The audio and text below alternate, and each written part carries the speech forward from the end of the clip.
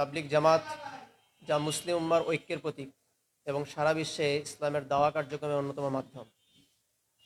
আমরা লক্ষ্য করছি যে সাম্প্রতিক বছরগুলোতে তাবলিগ জামাতের অভ্যন্তরীণ বিভেদ সংঘর্ষে রূপ নিয়েছে, যার ফলশ্রুতিতে প্রাণহানির মতো দুঃখজনক ঘটনা ঘটছে, যা দেশের সার্বিক স্থিতিশীলতা ও শান্তি শৃঙ্খলার জন্য হুমকি স্বরূপ।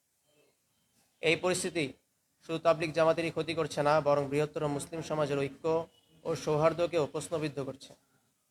আমরা নিবিড়ভাবে পর্যবেক্ষণ করছি যে তাবলিগ জামাতের বিবদমান পক্ষদ্বয়ের মধ্যে এক পক্ষ চরম বৈষম্যের শিকার হচ্ছে। তাই আজকে আমরা আপনাদের মাধ্যমে দেশবাসীকে সেই বৈষম্যের চিত্র তুলে ধরতে চাই এবং এর সমাধানে সম্মিলিত প্রচেষ্টার আহ্বান জানাই। বৈষম্যের চিত্র ১। প্রধান মুরব্বীদের আগমনে বৈষম্য। শুরাই নিজামের প্রধান মুরব্বীরা ভারত ও পাকিস্তান থেকে নির্বিঘ্নে আসতে পারেন, অথচ বিশ্ব মার্কাজ নিজামুদ্দিনের মূলধারা তাবলিগ অনুসারীদের সর্বোচ্চ মুরব্বী বিশ্ব আমির মাওলানা সাদ সাহেব বারবার বাধার সম্মুখীন হয়েছেন এবং এখনও আসতে পারছেন না। ২। কাকরাইল মসজিদ ব্যবহারে বৈষম্য।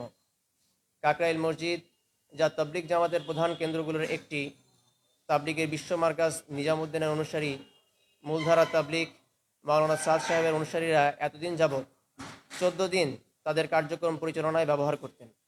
তারপর শুরাই নিজাম মাওলানা জুবায়ের সাহেবের অনুসারীরা 28 দিন ব্যবহার করতেন। এভাবে ধারাবাহিকভাবে এক পক্ষ 14 দিন এবং অপর পক্ষ 28 দিন কাকরাইল মসজিদ ব্যবহার করতেন, যা স্পষ্টত বৈষম্য। কিন্তু বর্তমানে এক পক্ষ জোরপূর্বক কাকরাইল মসজিদের নিয়ন্ত্রণ নিয়ে রেখেছেন, যা বৈষম্যের চরম পর্যায়ে প্রতিফলন। ৩। টঙ্গীর ইজতেমা ময়দানের নিয়ন্ত্রণে বৈষম্য। টঙ্গীর ময়দান, যা বিশ্ব ইজতেমার কেন্দ্রস্থল, বছরের অধিকাংশ সময় শুরাই নিজামের নিয়ন্ত্রণে থাকে। নিজামুদ্দিনের মূলধারা তাবলিগ শুধু ইজতেমার সময় সীমিত কয়েকদিন ময়দান ব্যবহার করতে পারেন। ৪। ইজতেমার সময় বরাদ্দে বৈষম্য। বিগত বছরগুলোতে শুরাই নিজাম প্রথম পর্বের ইজতেমা আয়োজন করে আসছেন। বিশ্ব মার্কাজ নিজামুদ্দিনের অনুসারীদের অনিচ্ছা সত্ত্বেও বারবার দ্বিতীয় পর্বে ইজতেমা করতে হচ্ছে। ৫। মসজিদ কেন্দ্রিক আমলে বাধা প্রদান ও বৈষম্য। বিশ্ব মার্কাজ নিজামুদ্দিন অনুসারী মূলধারা তাবলিগের কর্মীরা বিভিন্ন মসজিদে আমল করতে গেলে প্রায়ই বাধার সম্মুখীন হয়। মসজিদগুলোতে তাদের অবস্থান, দাওয়া কার্যক্রম এবং আমল পরিচালনায় শুরাই নিজামের পক্ষ থেকে বাধা প্রদান করা হয়।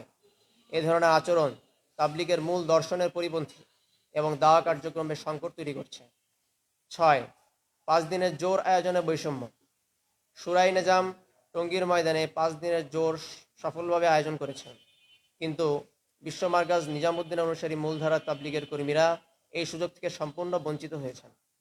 অতএব এই বৈষম্য নিরসনে সংশ্লিষ্ট কর্তৃপক্ষকে অগ্রণী ভূমিকা পালন করতে হবে। সাম্প্রতিক সময়ে সরকার গুরুত্বপূর্ণ কিছু উদ্যোগ গ্রহণ করেছে। আমরা এই উদ্যোগকে সাধুবাদ জানাই, কিন্তু সম্পূর্ণ বৈষম্য নিরসনে এই উদ্যোগ যথেষ্ট নয়। আমরা চাই এই বৈষম্য বিরোধী সরকার তাবলিগ জামাতের বিবদমান উভয় পক্ষের মধ্যে ইনসাফ ও ন্যায়ভিত্তিক স্থায়ী সমাধানে উদ্যোগী হবে। তাই আমরা সচেতন ছাত্র সমাজের পক্ষ থেকে ইনসাফ ও ন্যায়ভিত্তিক স্থায়ী সমাধানের লক্ষ্যে নিম্নলিখিত 3টি প্রস্তাবনা পেশ করছি। প্রস্তাবনা 1। উভয় পক্ষই যেন তাদের সর্বোচ্চ মুরব্বীদের নিয়ে যার যার কার্যক্রম অর্থাৎ জোর, ইজতেমা ও অন্যান্য আমল পরিচালনা করতে পারে তা নিশ্চিত করা। প্রস্তাবনা 2। উভয় পক্ষের জন্যই কাকরাইল মসজিদ, টঙ্গীর ইজতেমা ময়দান এবং দেশের প্রতিটি মসজিদে তাবলিগের আমলে সমতা নিশ্চিত করা। প্রস্তাবনা 3। দেশের সাম্প্রদায়িক সম্প্রীতি ও শান্তি শৃঙ্খলা বজায় রাখার স্বার্থে উভয় পক্ষকে একে অপরের বিরুদ্ধে কোনো ধরনের উস্কানিমূলক বক্তব্য এবং কার্যক্রম থেকে বিরত রাখা এবং 2018 সাল থেকে 2024 সাল পর্যন্ত ঘটে যাওয়া সমস্ত অনাকাঙ্ক্ষিত হত্যাকাণ্ডের বিচার বিভাগীয় নিরপেক্ষ তদন্ত করে দৃষ্টান্তমূলক শাস্তির ব্যবস্থা করা। পরিশেষে বলতে চাই, অতি দ্রুত সময়ের মধ্যে উপরোক্ত প্রস্তাবসমূহের আলোকে দৃশ্যমান কোনো পদক্ষেপ গৃহীত না হলে বিগত 18 ডিসেম্বর 2024 তারিখের স্থগিতকৃত প্রধান উপদেষ্টার বাসভবনের সামনে অবস্থান কর্মসূচি দেশের সচেতন ছাত্র সমাজ ও সচেতন নাগরিকদেরকে নিয়ে আরও জোরালোভাবে পালন করতে বাধ্য হব। সচেতন ছাত্র সমাজের পক্ষ থেকে উপস্থিত সকলকে আন্তরিক ধন্যবাদ ও মোবারকবাদ। বার্তা প্রেরক আরিফ তারিখ, 19 জানুয়ারি 2025।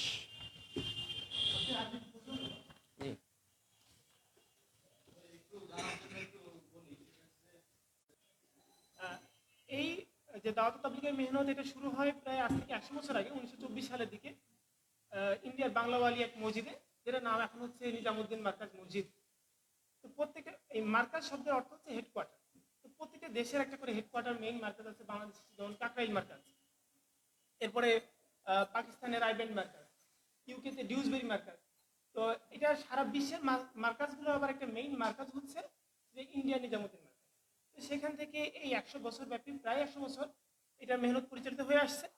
কিছু মতবিরোধ, মত পার্থক্যের কারণে সেখান থেকে কিছু মুরব্বিয়ান একরাম তারা আলাদা হয়ে গেছেন এবং একটা আলাদা মার্কাজ তৈরি করছেন।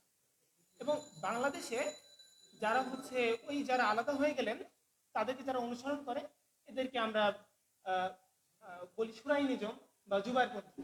আর যারা ওই নিজামুদ্দিন মার্কাজের আগেরটার সাথে আছেন তাদেরকে বাংলাদেশে আমরা ছাদপন্থী বলে থাকি। এখন এখানে একটা ব্যাপার হলো যে আহ, আমাদের কাছে এই সচেতন ছাত্র সমাজ যেটা মনে হয় যে এইখানে বৈষম্যের মধ্য দিয়ে কোনো একটা কিছু সমাধান করা আসলে সম্ভব না। দেখেন, এই সমস্যাটা সারা বিশ্বে হওয়া সত্ত্বেও সব দেশে কিন্তু সংঘর্ষ হচ্ছে না। কোনো দেশে সংঘর্ষ হচ্ছে না। বাংলাদেশে কেন রক্তাক্ত হচ্ছে মানুষ, বাংলাদেশে কেন মানুষ মারা যাচ্ছে? এই জন্যই আজকে আমাদের এই প্রেস কনফারেন্স করা। তো এটার সমাধানের জন্য আমাদের দৃষ্টিতে যেটা আসছে সেটা হলো অনেকটা এরকম যে কোন একটা সিস্টেমের বাইরে থেকে যদি কেউ এটাকে সিস্টেমটাকে পরিচালনা করতে চায়, এটা কখনো সম্ভব না। একটা ইনস্টিটিউশনে একটা গভর্নিং বডি থাকে, তার বাইরে থেকে যদি কেউ এটাকে পরিচালনা করতে চায় তো এটা একটা বিশৃঙ্খল পরিবেশ তৈরি হবে। কিন্তু যদি ওই গভর্নিং বডি মেম্বাররাই এটাকে পরিচালনা করেন, এটা ঠিকভাবে সামনের দিকে আগায়। এবং ইসলামের ক্ষেত্রেও যদি আমরা বলি যে একজন ইমাম সাহেব নামাজ পড়াচ্ছেন, কিছু মুসল্লিরা আছেন ইক্তেদা করতেছেন, নামাজ পড়তেছেন, বাইরে থেকে যিনি নামাজ পড়তেছেন না এরকম একজন যদি একটা লুকমা দেয়, ইমাম সাহেব যদি এটা গ্রহণ করে থাকে সবার নামাজ নষ্ট হয়ে যাবে। তিনি নামাজের মধ্যেই ছিলেন না এরকম কারো লুকমা যদি গ্রহণ করে থাকে। তো আমরা চাচ্ছি এই দুই পক্ষের যারা স্পেশালিস্ট আছে, এই দুই পক্ষের যারা ওলামা ইকরাম আছে, যারা তাবলিগের মেহনত নিয়ে চলেন, তাবলিগের মেহনত করেন, তারাই যদি এই মেহনতের সমস্যাটা সমাধানের জন্য আগিয়ে আসেন, সেজন্য আমরা সরকারকে এই প্রস্তাবনাটা দিচ্ছি। এবং সেটা সবচেয়ে সহজ মাধ্যম হলো সামনে দুটো বিশ্ব ইজতেমা আছে, দুই পক্ষেরই সামনে বিশ্ব ইজতেমা আছে। এখানে একটা লেভেল প্লেইং, মানে একেবারে সুন্দর একটা ফিট তৈরি করতে হবে যে দুই পক্ষে যাতে সন্তুষ্ট চিত্তে তাদের সমস্ত মুরব্বিয়ান একরামকে আনতে পারে এবং তাদের সাথে সেই যারা তাদেরকে পরিচালক আছেন সেই সমস্ত মুরব্বিয়ান একরামের সাথে সরকার বসে এটাকে সমাধান করতে পারে। কারণ আমরা যেটা মনে করতেছি যে বাইরে থেকে এখানে অন্যান্য কিছু মাধ্যম থেকে এই তাবলিগের জামাতকে, এই যে অরাজনৈতিক সংগঠনটাকে অস্থিতিশীল করার চেষ্টা করা হচ্ছে। এখানে প্রশ্ন মনে হইতে পারে যে বাইরে থেকে কারা? খুব সহজ, এটার উত্তর আপনাদের কাছেই আছে, সাংবাদিক ভাইদের কাছে আছে। আপনারা বিগত 10 বছরের চিত্র যদি দেখেন, এই 25 সপ্তাহ এখন ইজতেমা হয় নাই, 24 সাল থেকে বিগত 10 বছর 14-13 পর্যন্ত যদি আপনারা দেখেন, তাহলে এইটার উত্তর আপনাদের কাছেই আছে। কেমন করে দেখেন, তাবলিগের মুরব্বী কারা, তাবলিগের পরিচালক কারা? যারা হচ্ছে টঙ্গীর ময়দানে বয়ান করেন, যারা টঙ্গীর ময়দানে যারা এই বয়ানের তর্জমা করেন, এরাই হচ্ছে তাবলিগের পরিচালক, এরাই হচ্ছে তাবলিগের মুরব্বিয়ান একরাম। এই এদের সকলকে বাংলাদেশে আসতে সুযোগ দিতে হবে, দুই পক্ষকেই তাদের মুরব্বীদেরকে নিয়ে আসতে সুযোগ দিতে হবে, তারপরে তাদেরকে নিয়ে সমাধান করতে হবে। আর যারা এই টঙ্গী ময়দানে বয়ান করেন না, টঙ্গী ময়দানে যারা হচ্ছে তর্জমা করতেছেন না, এরাই হচ্ছে তবলিগের বাইরে থেকে ইনভলভ হচ্ছেন। তো বাংলাদেশে এই সমস্ত ওলামা ইকরামের দায়িত্ব ছিল তবলিগের দুই পক্ষকে মিলিয়ে দেওয়া। কিন্তু সারা বিশ্বে মিলে গেলেও আমরা দেখছি যে বর্তমানে বাংলাদেশে বিগত 7 বছর ধরে এটা বাড়তে বাড়তে বাড়তে বাড়তে এবং রক্তাক্ত পরিস্থিতি তৈরি হচ্ছে, মানুষ মারা যাচ্ছে। তো সরকার এটাকে ভ্রুক্ষেপ থেকে করে, সরকার কেন ভ্রুক্ষেপ করতেছে না এটা আমরা বুঝে আসতেছে না। 4 জন মানুষ মারা গেল, আরো সংঘর্ষের দিকে যাচ্ছে, এটা কেন হবে এরকম? আমরা চাচ্ছি সরকার যেন আগামীকাল 20 তারিখের মধ্যেই ইনিশিয়েটিভ পদক্ষেপ নেয় এবং এখানে একটা সুনির্দিষ্ট দিক নির্দেশনার মাধ্যমে দুই পক্ষকে একটি লেভেল প্লেইং ফিল্ড তৈরি করে তাদের ইজতেমা ও সকল মুরব্বীদের উপস্থিতিতে করার সুযোগ করে দেয়। জি জি, না না না না, এটা হচ্ছে আমাদের এখানে এখানে যারা আছেন এরকমও অনেকেই আছে যারা হচ্ছে কখনোই তাদেরকে সময় দেয়। তো এটা একটা মানে ব্যথার জায়গা থেকে যে মানুষ মারা যাচ্ছে একটা, এটা দেখেন all over 80 million people all over the world এটা ইনভলভ। এখানে ইসলামাবাদে প্রায় 12 মিলিয়ন পিপল আছে। তো এই বিশ্বের কাছে বাংলাদেশ ছোট্ট একটি দেশ, এটার পরিচয় হচ্ছে এইভাবে। আর সেখানে মানুষ রক্তাক্ত হচ্ছে, তারা আসতে ভয় পেয়ে যাচ্ছে। আমরা ইউনিভার্সিটি আমাদের ফ্রেন্ডরা বাইরে আসছে, তারাও দেশে আসতে ভয় পেয়ে যাচ্ছে যে এইটা কি শুরু হলো। এরা একেবারে শান্ত শিষ্ট হয়ে সারা বিশ্বে পরিচালিত হচ্ছে। তো এই সচেতন থেকে আমাদেরকে একত্রিত হওয়া, আমাদের একটা বড় প্ল্যাটফর্ম তৈরি হয়েছে, এখানে আমরা সারা দেশে অনেক ছাত্র এটার মধ্যে ইনক্লুডেড হয়েছে। আমরা এটাকে আপাতত হিডেন রাখতেছি, কিন্তু যদি প্রয়োজন হয় আমরা এটা বৃহত্তর পদক্ষেপ নিব। কেন এই সমাধান হওয়া দরকার, এখন বাংলাদেশ থেকে বৈষম্য চলে যাচ্ছে। জি জি। আমি যতটুকু জানি এই কারণে যে মুসলিমদের হজের পরে আমাদের এইটা এটা হচ্ছে বৃহত্তম বড় সমাবেশ। একটা বৃহত্তর সমাবেশ। এটা তো বাংলাদেশের মানুষের জন্য একটা বড় জিনিস। হজের পরেই বড় সবাই ইসলামের জন্য এটা সারা বিশ্বের মানুষ এখানে আসে। এইখানে কোন আকর্ষের কারণে বিভক্ত হয়ে গেল আর কোন আকর্ষের কারণে এই যে এক হচ্ছে না বা আপনার মৌলিক পার্থক্যটা কি এই দুটা বিষয়? এটা যাতে বোঝার সুবিধার্থে আমি একেবারে শুরুতেই বলেছি যে নিজামুদ্দিন যে মার্কাজ আছে ওখান থেকে কিছু ওলামা একরাম আলাদা হয়ে গেছে। মাওলানা আহমদুল্লাহ সাহেব, এরকম আরো অনেক নাম আছে, আমরা সেই নামগুলো বলবো না, ওনারা আমাদের মুরব্বী, তাদেরও মুরব্বী। তারা আলাদা হয়ে উত্তর প্রদেশে একটা আলাদা একটা হচ্ছে মার্কাজ তৈরি করছেন। বাংলাদেশে তাদেরকে যারা ফলো করে, এটা এটা হচ্ছে আমরা বাংলাদেশে তাদেরকে জুবাইরপন্থী বলে থাকি। তো বিশ্বের কোনো দেশে এটা নাই যে এক এক পক্ষ বলতেছে যে আমরা আরেক পক্ষ কেটে হইতে দিব না, করতে দিব না, রক্তে লাল করে দিব, টঙ্গির তুরাক্তি রক্তে লাল হয়ে যাবে, লং মার্চ জাগবো, এটা করবো। এই ধরনের উগ্রতা বাংলাদেশের মধ্যে দেখা যাচ্ছে। আমরা চাচ্ছি দুই পক্ষই যাতে তাদের যারা উস্তাদ আছে, মুরব্বী আছে, তারা যদি ময়দানে আসেন, তাদের বয়ান শুনেন, লক্ষ লক্ষ মানুষ তাদেরকে নিয়ে যেন সরকার ইনিশিয়েটিভ পদক্ষেপ নেয়। কারণ বাংলাদেশের এই যে দীর্ঘ 7 বছর ধরে ওলামা একরাম চেষ্টা করছেন, কিন্তু তারা ব্যর্থ হয়েছেন এবং আমাদের দৃষ্টিতে ব্যর্থ হয়েছে। কারণ এটা শেষ পর্যন্ত মানুষ মারা গেছে, সংঘর্ষের সৃষ্টি হচ্ছে, হাজার হাজার মানুষ আহত হচ্ছে। এটা খুবই বিশ্বের মানচিত্রে বাংলাদেশ ছোট হলেও তার একটা সম্মান পূর্ণ হচ্ছে। ভাইয়ের সাথে একটু আমি অ্যাড করি। ভাই, আপনি আঙ্কেল যে প্রশ্নটা করলেন আর কি, যে আসলে মৌলিক পার্থক্যটা আসলে কোথায়।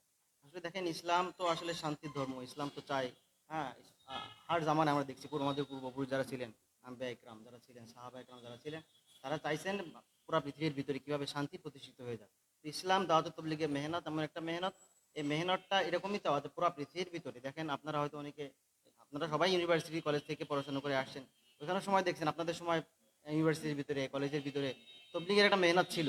যেখানে অনেকে অনেক সময় জোর হয়, অনেক সময় আয়োজন হয়, এখান থেকে ছাত্ররা বিভিন্ন রকম ইজতেমায় যায়, 3 দিনে যায়। তো আমাদের আসলে ইসলামের ভিতরে যেটা জিজ্ঞেস করতে মৌলিক পার্থক্য, মৌলিক আসলে কোনো পার্থক্য নাই, কিন্তু হয় কি চলতে চলতে মানুষের ভিতরে মুসলমানদের মতনৈক্য তৈরি হইতে পারে। আসলে মতনৈক্য মাঝে মাঝে তৈরি হয় বা হইতে পারে, এটা স্বাভাবিক। কিন্তু আসলে মতনৈক্যটা যদি মতের দ্বন্দ্বে চলে যায় বা মতভেদে চলে যায়, তাহলে আসলে সমস্যা হয়ে যায়।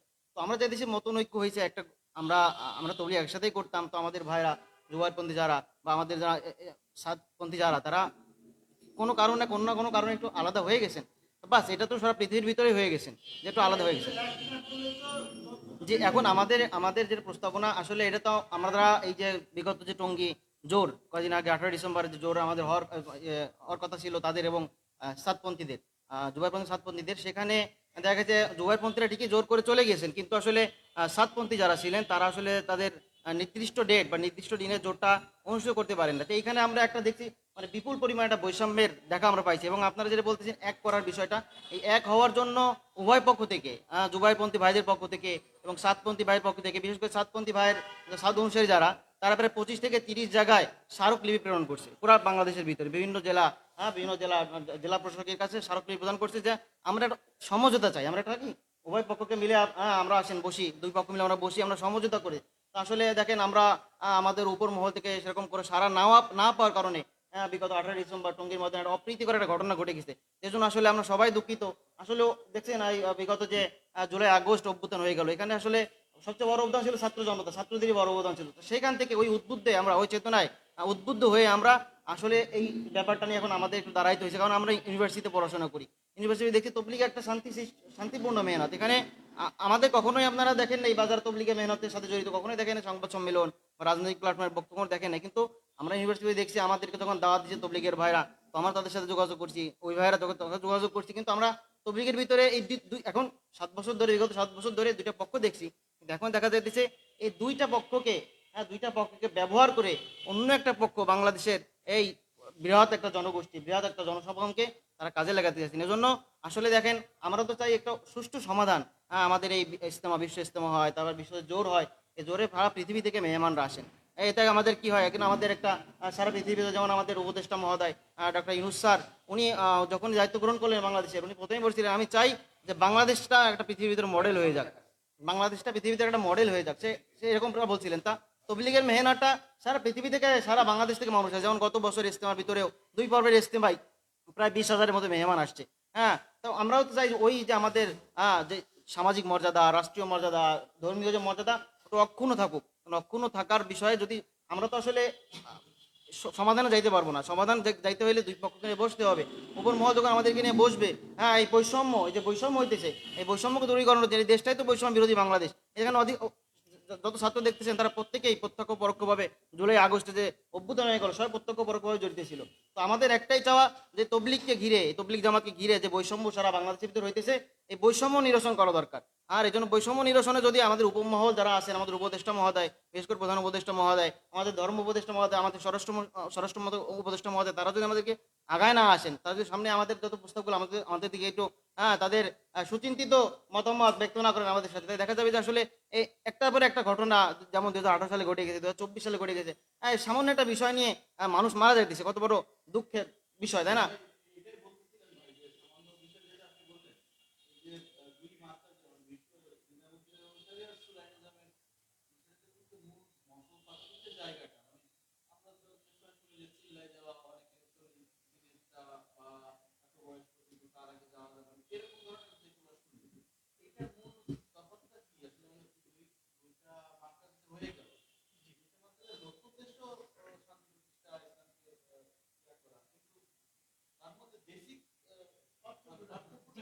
আমরা আসলে চাচ্ছি যে এইটাই যাতে মানুষের সামনে আসে, এটা যাতে এই এই জিনিসটা যতক্ষণ না পর্যন্ত দূর হচ্ছে ততক্ষণ পর্যন্ত এটার সমাধানও হচ্ছে না। এটা দূর করার জন্যই আমাদের ফার্স্ট অ্যাটেম্প যেটা, 2 পক্ষই তাদের সকল মুরব্বীদেরকে, কোনো পক্ষে যেন অসন্তুষ্ট না হয়, সকল মুরব্বীদেরকে নিয়ে বসে, হ্যাঁ, সেটা যে এটা হচ্ছে আমরাও জানতে চাচ্ছি যে এই দ্বন্দ্বটা আসলে কেন হচ্ছে। সেই জন্য আমাদের সরকারের কাছে প্রস্তাব, 2 পক্ষের প্রধান মুরব্বীদেরকে নিয়ে যেন সরকার বসে এই সমস্যার সমাধান করে। হ্যাঁ, এটার ওই যে আমরা যতদূর জানতে পেরেছি যে নিজামুদ্দিন মার্কাজের কিছু সংস্কার প্রস্তাব কিছু ওলামা একরাম মুরব্বিয়ান একরাম মানতে পারেন নাই, তারা আলাদা হয়ে গেছে। আর যারা যারা মানতে পারছেন তারা নিজামুদ্দিন মার্কাজের সাথেই আছে। এই 2 পক্ষকে নিয়ে আমরা চাচ্ছি সরকার যেন তাদের একেবারে প্রধান মুরব্বীদেরকে নিয়ে বসে। না না, আপনি হয়তো একটু মিস করছেন, আমি সেখানে বলে গেছি যে প্রধান মুরব্বী হচ্ছে তারা, তাবলিগের মুরব্বী হচ্ছে তারা যারা হচ্ছে ইজতেমার ময়দানে বয়ান করেন এবং ইজতেমার ময়দানে তরজমা করেন।